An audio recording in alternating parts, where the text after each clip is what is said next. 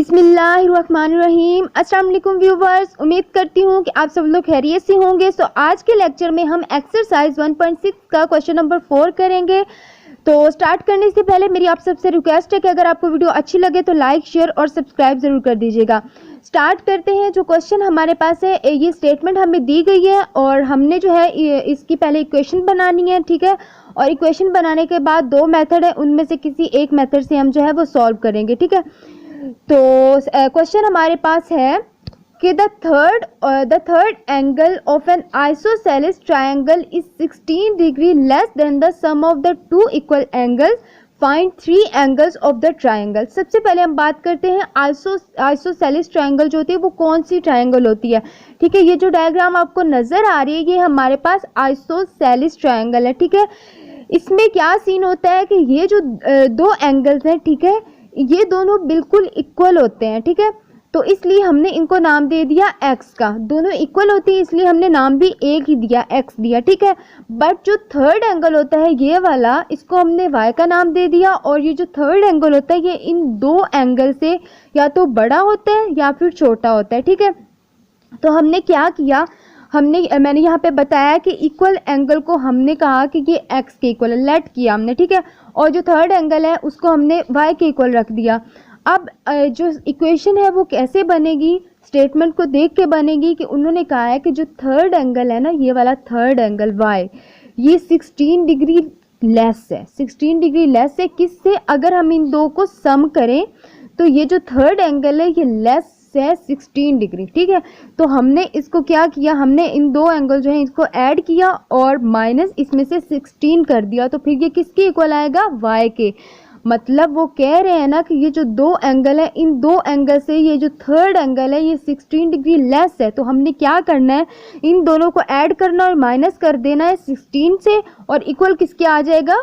y के mean के third angle के। तो x प्लस x हमारे पास क्या हो जाएगा? 2x, और ये -16 इज इक्वल टू y। अब हमने क्या करना है, y को हमने इस साइड पे लेके आ जाना है, तो यहाँ पे हो जाएगा -y, और ये जो -16 है इसको हमने जब इस साइड पे लेके आए तो हमारे पास 16 आ जाएगा। ये हमारे पास इक्वेशन नंबर 1 बन गई। अब जो है सेकंड इक्वेशन हमने बनानी है। सेकंड इक्वेशन जो है वो आइसोसेलेस जो ट्रायंगल होती है उसकी मतलब वो देख के बनाएंगे प्रॉपर्टी को। तो वो कैसे बनेगी, जैसे आगे उन्होंने कहा है कि find 3 angles of the triangle, ठीक है। हमने तीनों एंगल जो है वो फाइंड करने हैं ट्रायंगल के, ठीक है। जब तीनों एंगल फाइंड करने तो हम क्या करेंगे, हम करेंगे x प्लस y, ठीक है। और इक्वल आ जाएगा किसके? 180 के, ठीक है। जब 180 के इक्वल आ जाएगा तो x प्लस x हमारे पास 2x हो जाएगा और ये plus y is equal to 180। ये हमारे पास आ गई सेकेंड इक्वेशन। अब ये दो मेथड से सॉल्व हो सकता है, या तो क्रैमर रूल से या इन्वर्जन मेथड से, ठीक है। तो हम क्या करेंगे, हम यहाँ पे इन्वर्जन मेथड से सॉल्व करेंगे, ठीक है। तो हम सबसे पहले मैट्रिक्स फॉर्म में इनको कन्वर्ट करते हैं। इन दो इक्वेशन को हमने देखना है और इनको हमने मैट्रिक्स फॉर्म में कन्वर्ट करना है। मैट्रिक्स फॉर्म में हमने कन्वर्ट करना है मैट्रिक्स, हमने इसके 3 बनाने। एक कोएफिशिएंट मैट्रिक्स होगा, एक अननोन वेरिएबल का मैट्रिक्स होगा और एक जो है हमारे पास कांस्टेंट का मैट्रिक्स होगा, ठीक है। तो यहाँ पे देखिए जो कोएफिशिएंट का मैट्रिक्स बन रहा है वो हमारे पास बन रहा है 2, -1, 2 और 1, ठीक है। और जो वेरिएबल का बन रहा है वो x और y का बन रहा है, ठीक है, x और y का, ठीक है। और जो कांस्टेंट का बन रहा है हमारे पास मैट्रिक्स वो बन रहा है 16 और 180 का, ठीक है। ये हमने यहाँ पे जो है तीनों मैट्रिक्स बना लिए, ठीक है। और हमने इनको नाम दे दिया, इसको हमने a मैट्रिक्स का नाम दे दिया, इसको x का और इसको b का। अब हमने इन्वर्जन मेथड से सॉल्व करना है, तो हम क्या करेंगे, ax is equal to b है ना, ठीक है।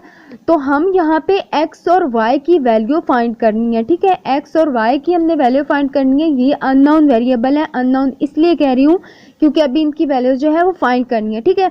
तो हम क्या करेंगे, x इधर रहने देंगे, ठीक है, और a जो है इधर जब लेके आएंगे तो ये a इनवर्स b हो जाएगा। अब आप लोगों को पता है कि किसी मैट्रिक्स का अगर इनवर्स निकालना हो तो हम कैसे निकालते हैं, उसके लिए हमें एडजॉइंट उसका चाहिए होता है और उसका डिटर्मिनेंट चाहिए होता है, ठीक है।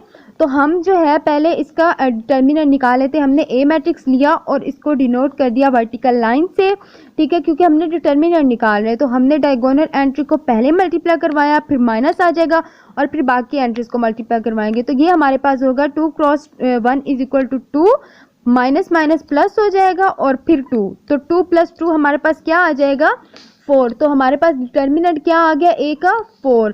अब जो है हम एडजॉइंट निकालते हैं ए का। एडजॉइंट कैसे निकालते हैं आप लोगों को पता है। एडजॉइंट निकालने के लिए ये जो एंट्रीज होती हैं इनकी जो है जगह चेंज कर देते हैं और ये वाली जो एंट्रीज होती हैं इनके साइन चेंज कर देते हैं।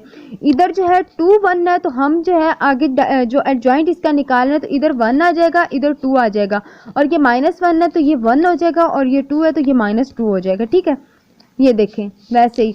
ठीक है, उसके बाद हमने क्या किया, जब हमने एडजॉइंट भी निकाल लिया, हमने डिटर्मिनेंट भी निकाले, तो हम डायरेक्ट जो है फॉर्मूला लगा के पुट कर देंगे। एडजॉइंट है ये हमने निकाला है, ये पुट करेंगे, और ए का डिटर्मिनेंट हमारे पास 4 आया है, हम वो पुट करेंगे। ठीक है, अब ये जो 4 है इन सब एंट्रीज के साथ डिवाइड हो रहा है तो हम यहाँ पे डिवाइड करवा देंगे।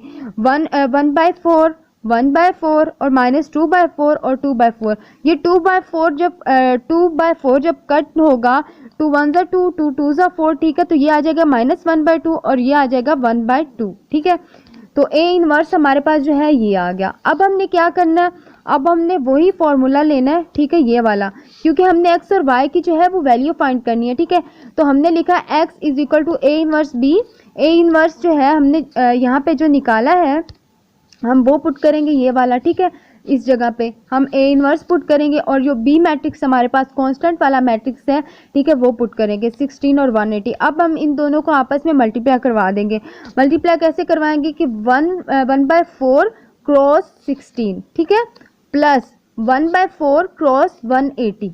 ठीक है, उसके बाद -1/2 क्रॉस 16। ठीक है, और फिर 1/2 क्रॉस 180। ठीक है, ये हमारे पास आ गया। अब हमने जो है इनको मल्टीप्लाई करवाना। देखिए 16 क्रॉस 1 जो है 16/4 हो जाएगा। ठीक है, और ये हमारे पास हो जाएगा 180 क्रॉस 4। ठीक है, और ये हमारे पास हो जाएगा -16/2, और ये हमारे पास हो जाएगा 180/2।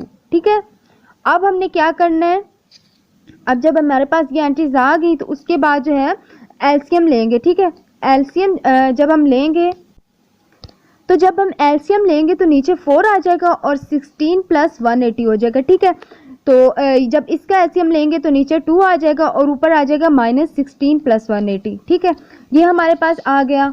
ठीक है, उसके बाद 16 + 180 करेंगे तो हमारे पास आ जाएगा 196/4, और -16 + 180 करेंगे तो हमारे पास आ जाएगा 164/2। अब जब हम इनको कट करेंगे तो हमारे पास जो है ये आ जाएगा 49 और ये आ जाएगा हमारे पास 82। ठीक है, तो x की वैल्यू हमारे पास क्या आ गई 49 डिग्री, और y की हमारे पास क्या आ गई 82 डिग्री।